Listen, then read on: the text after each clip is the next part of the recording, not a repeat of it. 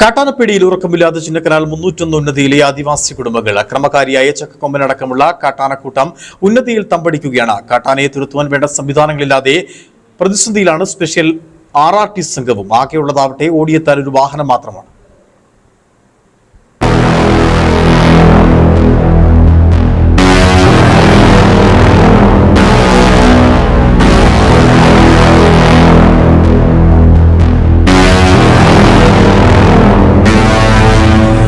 ചിന്നക്കനാൽ 301 ഉന്നതി സ്ഥാപിച്ച് 26 വർഷങ്ങൾ പിന്നിടുമ്പോഴും കുടിയിരുത്തിയ കാലത്ത് നൽകിയ വാഗ്ദാനങ്ങൾ ഇന്നും ജലരേഖയായി മാറുകയാണ്.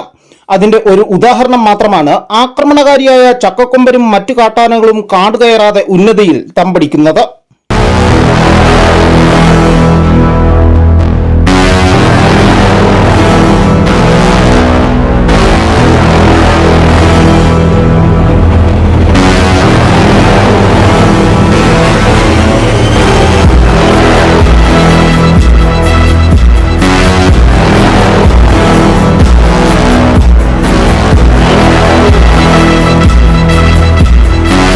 ആദിവാസി പുനരധിവാസ പദ്ധതി നടപ്പിലാക്കി 1/4 നൂറ്റാണ്ട് പിന്നിടുമ്പോഴും വന്യജീവി പ്രതിരോധത്തിനായി കിടങ്ങോ ഫെൻസിങ്ങോ തീർത്തിട്ടില്ല.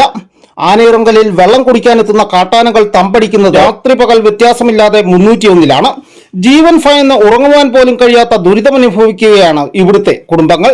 കാട്ടാന പ്രതിരോധത്തിനായി വനം വകുപ്പ് നിയമിച്ചിരുന്ന RRT സംഘത്തിനാകട്ടെ വേണ്ട യാതൊരുവിധ സംവിധാനങ്ങളുമില്ല. രാത്രികാലത്ത് കാട്ടാന ഇറങ്ങിയാൽ വെളിച്ചത്തിന് ഒരു ടോർച്ച് പോലും നൽകിയിട്ടില്ല. ആകെയുള്ളത് ഒരു വാഹനം മാത്രവുമല്ല, വിവിധയിടങ്ങൾ കാട്ടാനകൾ ഒരേ സമയം ഒറ്റതിരിഞ്ഞും കൂട്ടമായിട്ടും എത്തുമ്പോൾ ഓടിയെത്തുവാനും ഇവർക്കാവുന്നില്ല.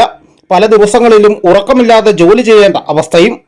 ചിന്നക്കനാലിൽ ആനക്കലിയുടെ ഇരകൾ ഇനിയും ഉണ്ടാകാതിരിക്കണമെങ്കിൽ സർക്കാർ ശാശ്വതമായ പ്രതിരോധ പദ്ധതി നടപ്പിലാക്കണം. News bureau, Udumbanchola.